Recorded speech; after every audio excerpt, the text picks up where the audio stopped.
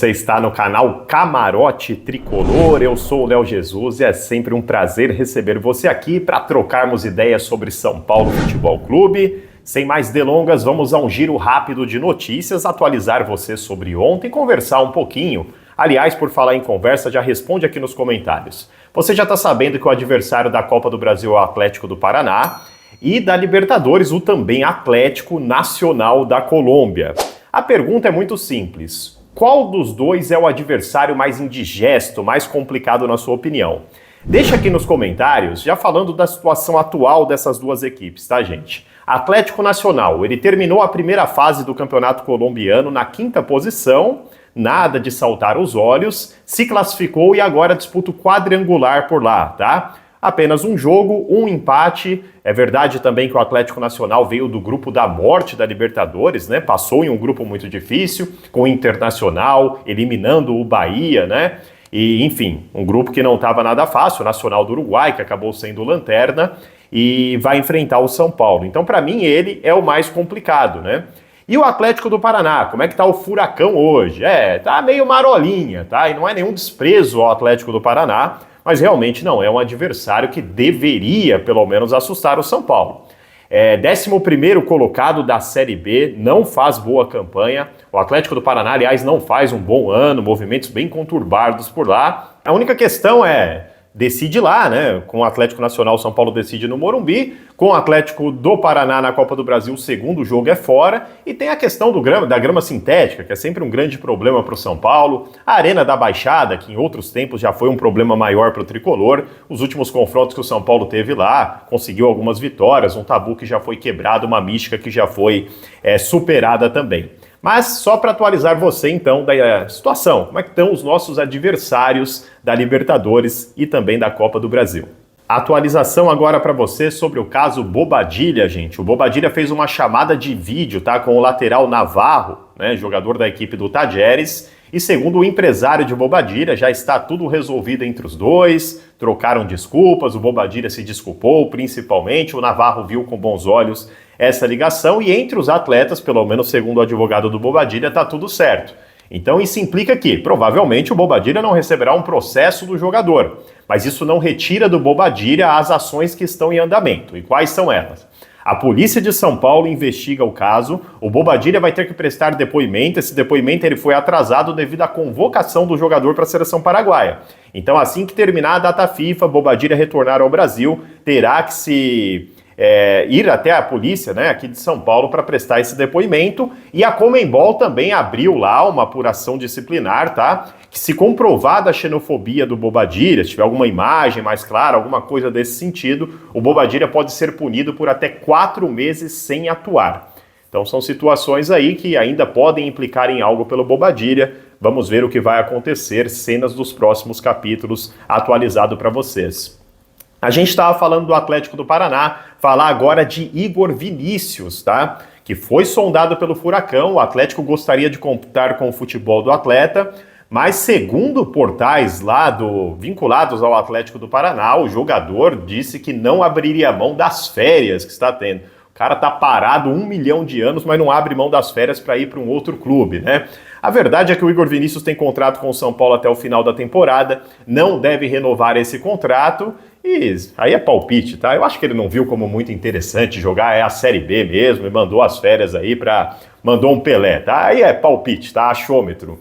Mas o Igor Vinícius então permanece no São Paulo, não irá para o Atlético do Paraná e também não deve renovar com o São Paulo, procurando um outro clube para a próxima temporada. Vamos de notícia boa agora. Esse senhor aí é o senhor Ivan, né? Filho do Edward lá, daquele caso da placa que caiu no Morumbi, no jogo da Libertadores.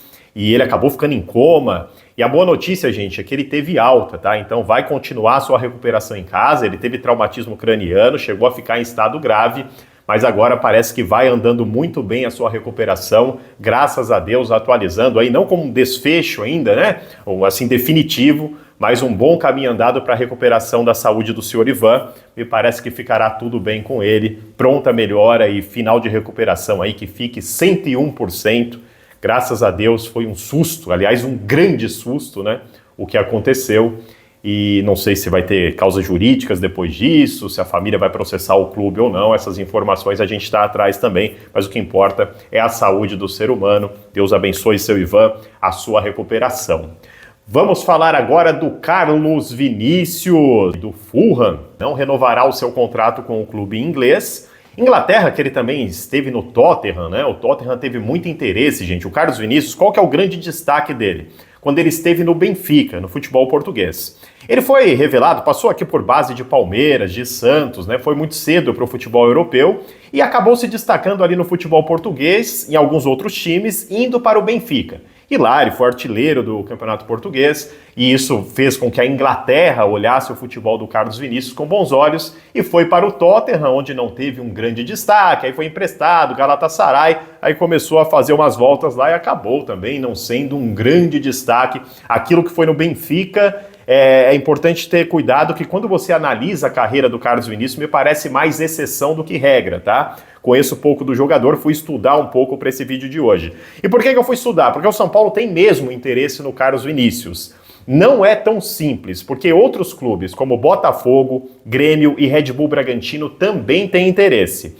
O staff do atleta vai ouvir todo mundo, inclusive o São Paulo, mas já deixa claro que o salário ali, o piso para começar a conversar é de R$1 milhão. E aí é o 9 que o São Paulo quer, ou é o 9 mais próximo do que o São Paulo pode. O São Paulo busca um camisa 9 para essa volta da parada aí da Copa do Mundo de Clubes. E o Carlos Vinícius é o principal alvo. O São Paulo é favorito a ter o atleta? Não. A verdade é que tentará alguma negociação, mas aí é aquela do São Paulo. Se o São Paulo, por exemplo, for, a gente topa pagar R$1 milhão para o Carlos Vinícius porque o mercado inflacionou mesmo. Beleza, o São Paulo não vai conseguir tirar isso da cartola, o São Paulo vai ter que enxugar a sua folha de pagamento. Então, de repente, tendo saídas de jogadores agora no meio do ano, o São Paulo substituiria, né, aquela parte de salário para poder pagar o Carlos Vinícius. A menos você tem aquela possibilidade, de repente, da Superbet ajudar. Então, são manobras que o São Paulo teria que fazer, tá? Sobre salário de jogadores, eu acho muito difícil, sabe por quê? Porque quem que pode sair do São Paulo agora no meio do ano? Pablo Maia, um dos meninos aí, né? Lucas Ferreira, Matheus Alves, porque a Europa vem de olho nos garotos.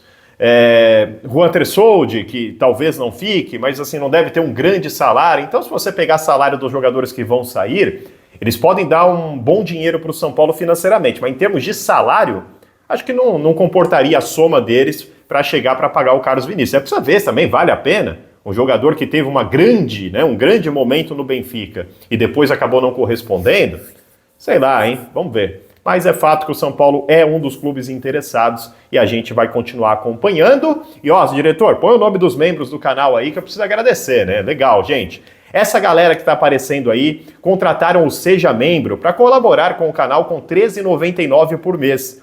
Muito obrigado por acreditarem nesse projeto aqui do canal Camarote Tricolor, canal novinho que já tá bombando, muito por conta de vocês, tá? Muito obrigado. Se você curte o meu trabalho também, clica no Seja Membro aí, ajuda a gente a continuar sonhando em permanecer aqui no YouTube, que, confidenciando para você, não é uma tarefa fácil como muitos pensam não, tá bom? Da minha parte, que o meu amigo Jesus Cristo abençoe a sua vida, vai lá no nosso canal Léo Jesus, por lá já quase 67 mil amigos, o link eu tô deixando fixado no primeiro comentário. Valeu demais, até a próxima. Obrigado pela oportunidade.